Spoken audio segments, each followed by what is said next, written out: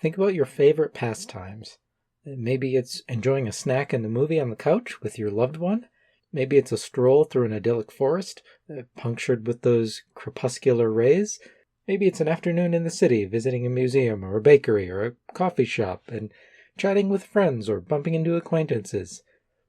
Maybe it's just an ice-cold soda and a gas station hot dog fresh out of the oven. I won't judge you. But whatever your perfect day looks like, would you want every day to be like that? Your answer to this question may place you into one of two generalized camps. Most of us are either spooked by uncertainty, longing for consistency, clinging to the past, or we're always chasing the new shiny thing, perpetually dissatisfied with the present, and delaying happiness until tomorrow. If repeating your perfect day over and over into the indefinite future sounds like a blissful respite, you might be in that first camp. And if it sounds agonizingly boring or stagnant, you might be in the latter. But neither perspective is superior, both have their own strengths and limitations. So how do we identify our own preferences, or those of others, and safeguard ourselves against the weaknesses in our perspective? Now, if you trend towards living in the past, you might identify with many of the following example experiences.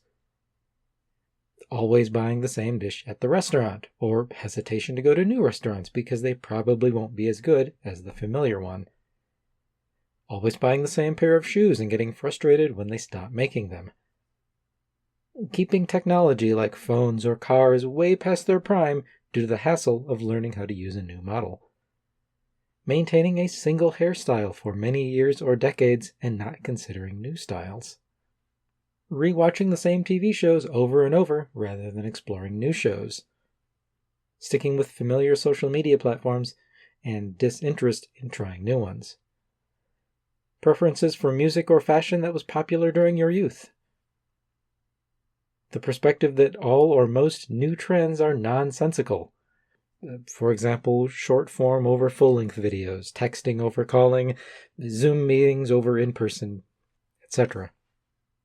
Attraction to vintage objects or styles. A love of retro video games. A frustration that those around you, like family, friends, and partners, aren't as committed to locking in your relationships with a forever status as you might be. Hesitation in changing jobs, even when better opportunities are available. And strong sentimental attachments to belongings, places, or songs. The struggle faced by those who cling to the past is that change, in all aspects of life, is inevitable. Everything from our hometowns, our political institutions, our relationships, even our minds and bodies, is impermanent. With some bit of effort and luck, we might be able to maintain some semblance of consistency in a few areas of our lives for a while. After all, homeostasis does exist to fight against entropy. But for a while is not synonymous with forever, and we may unconsciously be dissatisfied with any circumstance that we perceive to be fleeting, no matter how pleasant it is. If, conversely, you trend towards living in your imagination of the future, many of the following experiences might resonate with you.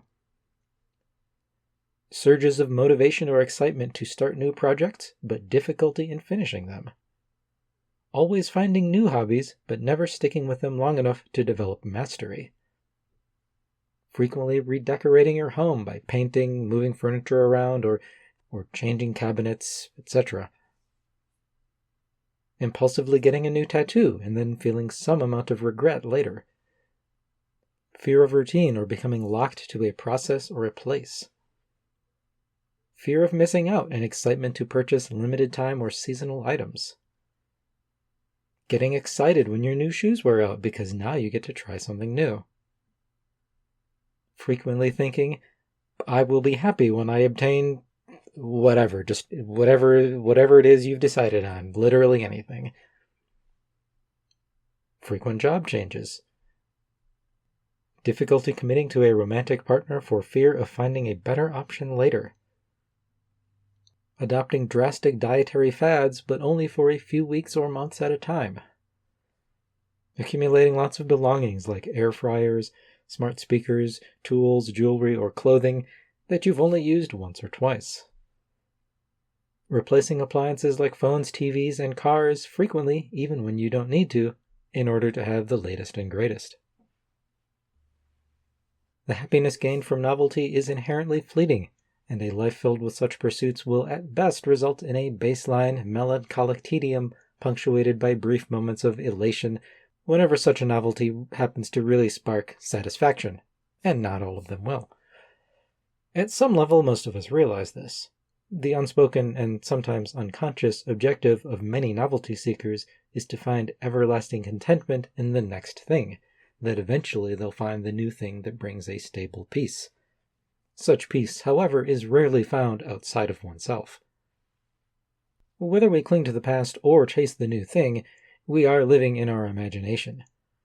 Our continually reconstructed memories are an imagination that might become further and further warped and glorified as time passes. And our imagined stories of what the future might hold can become similarly glorious and unrealistic as we project further and further ahead into the unknown. Imagination, when used intentionally, is integral for creating and problem solving. But unfocused, unconscious imagination robs us of our ability to be present. With such a hopeful imagination of the past or the future, the odds are against us finding anything but disappointment in the here and now. The antidote to longing for the past or for the next new thing is found in appreciating the imperfections of the present moment.